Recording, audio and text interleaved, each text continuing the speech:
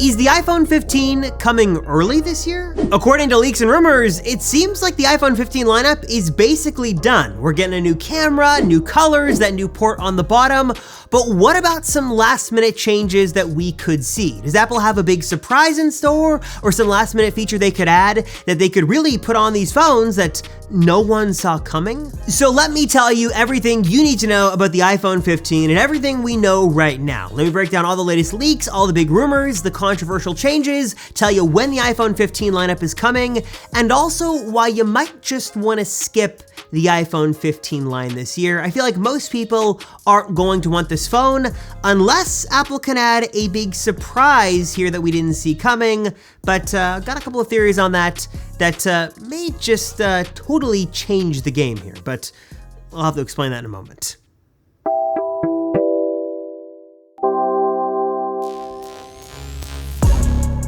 There was a huge moment a few years ago where we really thought Apple was going to take the iPhone in a totally new direction that we had never seen before, and according to all the leaks and rumors, things seemed super exciting. There were crazy rumors of a complete design overhaul. Front to back, the iPhone was going to look completely different. Apple was also testing bringing back some staple features like Touch ID built under the display, invisible to the naked eye until you needed it, and even some rumors that Apple was going to go back to the drawing board, build an iPhone completely from scratch, brand new, and actually put it into a really cool folding form factor.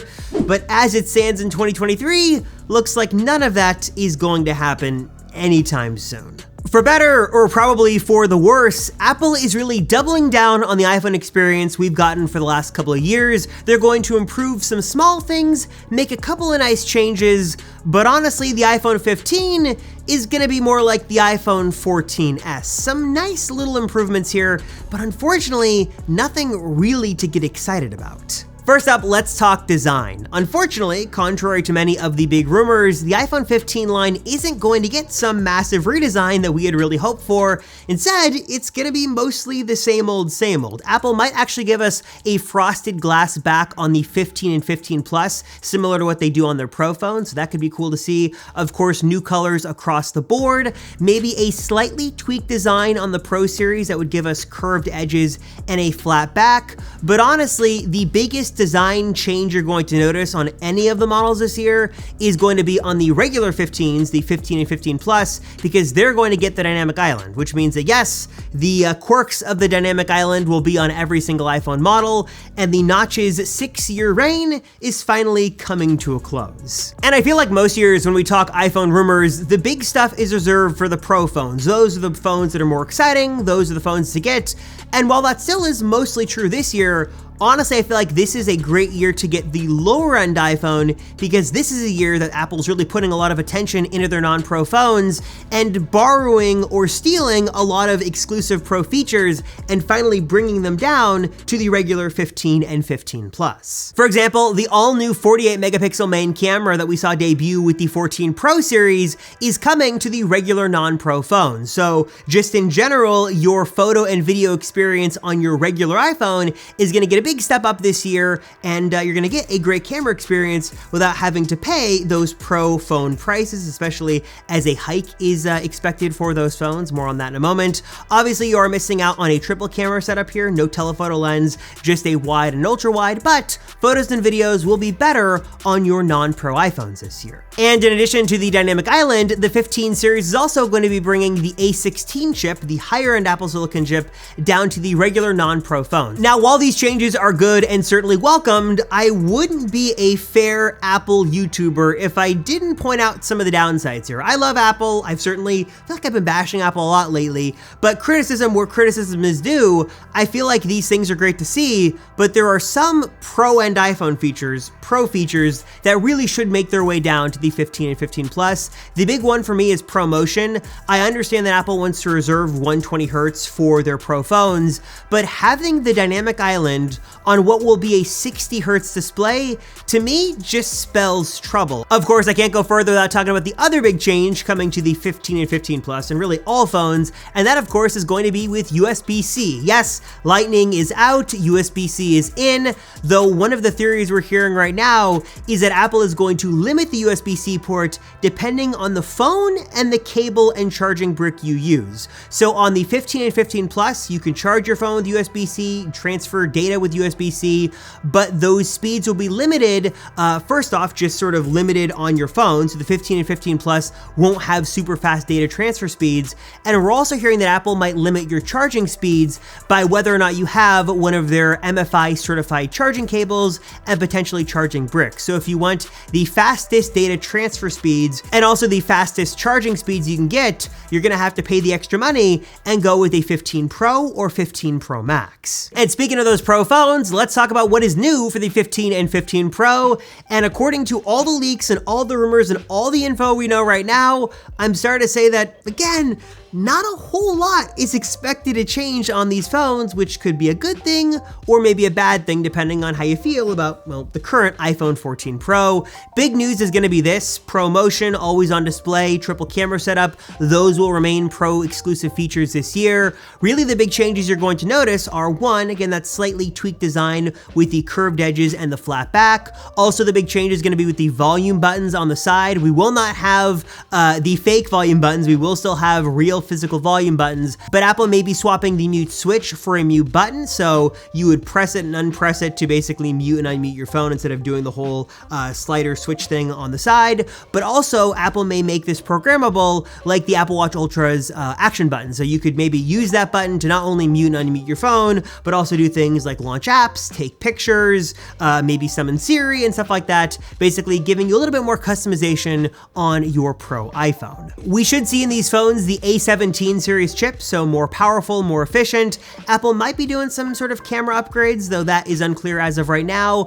And then one of the other big features just for the 15 Pro Max is a better telephoto lens system. According to rumors right now, Apple is preparing a periscope zoom lens system specifically for that phone that could give you anywhere from 6 to 10x optical zoom on your Pro model. So if you care about having the best optical zoom possible and the overall best zoom capabilities on your phone, that's only going to come to the biggest, most expensive 15 Pro Max. We should also talk price. For 15 and 15 Plus, probably no price change there, but what we're hearing right now is that the 15 Pro and 15 Pro Max will get more expensive this year, potentially by at least $100 more for each configuration. So start saving now, because for the first time in the last couple of years, Apple is going to raise prices for their 15 Pro models. All right, so now that you know all of the big info and all the big changes expected, let's answer some of the other questions that I brought up at the beginning of this video. First, why am I saying you should skip this phone? Well, I think if we do a direct comparison between the 14 series and the 15 series, if you've got a 14 series right now and you're not an Apple mega fan, there probably is no reason to run out, sell your phone or trade this in and get the new 15 equivalent, because comparing the iPhone 15 series to the iPhone 14 series, not a whole lot is really expected to change. And I feel like even if you've got a pretty good condition iPhone 13 or iPhone 12, there might not be enough this year that makes this a super compelling upgrade. If you're coming from an older iPhone, I definitely see the reasons, especially on the Pro models. You've got the Pro Motion, you've got the always on display, dynamic island is nice for many people, the camera upgrades, of course. But if you've got a relatively new iPhone and you were hoping or expecting some really big upgrade or some big feature that would immediately sway you into the camp of going all in and getting this new phone, I just don't think that's gonna happen this year, unless Apple has a surprise that no one saw coming. And maybe, just maybe, there is some big surprise that no one saw coming. Maybe there is some really cool software feature here or some cool camera improvement that we didn't expect. Maybe reverse wireless charging makes its debut, but the cold hard facts are that typically at this point, the iPhone 15's design is basically locked in. Apple is going to begin sample production if they haven't already. They will begin full-scale production sometime later on this summer. So the core features of this lineup are already locked in, and there probably isn't time or isn't really any reason to do some big radical change just to make a couple of us Apple enthusiasts happy. So if you're hoping for some huge last-minute addition, I'm not going to rule it out from ever happening, but doesn't look likely as of right now that we've got some big surprise in store for us that hasn't already leaked. I hope I'm wrong, but I don't think I am. Then, of course, there's the question of could we see the iPhone 15 early? And this is an interesting question because if you remember not so long ago, Apple used to release their brand new iPhone models every single year in June, in the summertime. That was when you could get new iPhones. Apple has sort of strayed away from that in years past. Now they're on a fall schedule. And with the headset coming out, maybe there's an argument to be made that Apple could release the iPhone early because the headset is going to really dominate the news cycle when it releases. But if I had to guess and put on my Apple thinking cap for a second, my imaginary cap here, I'm going to say that that's probably not going to happen. What I think is going to happen instead, looking at history, is that Apple will release the iPhone 15 series in the fall. They'll probably have a September event, and then they'll release the phones shortly after at the end of September or October.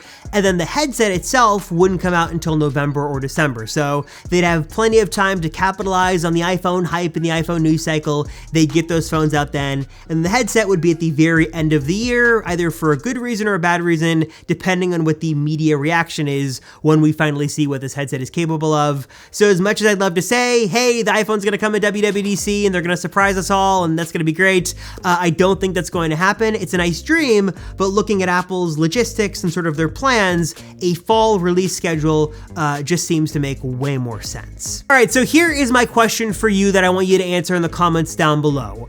Are you planning to buy an iPhone 15 series phone? Yes or no? And if so, I want to know which phone you're planning to get, why you're planning to get it, what's the big feature, and also what iPhone do you have right now? Are you like me, and I'm just going to admit it, I'm going to buy a 15 Pro because I've got a 14 Pro and just because I'm obsessed with spending money at Apple stores, maybe that's a reason enough. But if you've got an older phone, why are you excited to make the jump? What's the big feature you're most looking forward to? And why or why not are you looking to potentially get or not get an iPhone 15 series this year? Let me know your thoughts to this down below. We can discuss the iPhone 15 and all we know. As always, though, I appreciate you guys watching. Thank you so much for your support. I appreciate it. I am Robert Rosenfeld from the Apple Circle, and I'll see you all in the next one.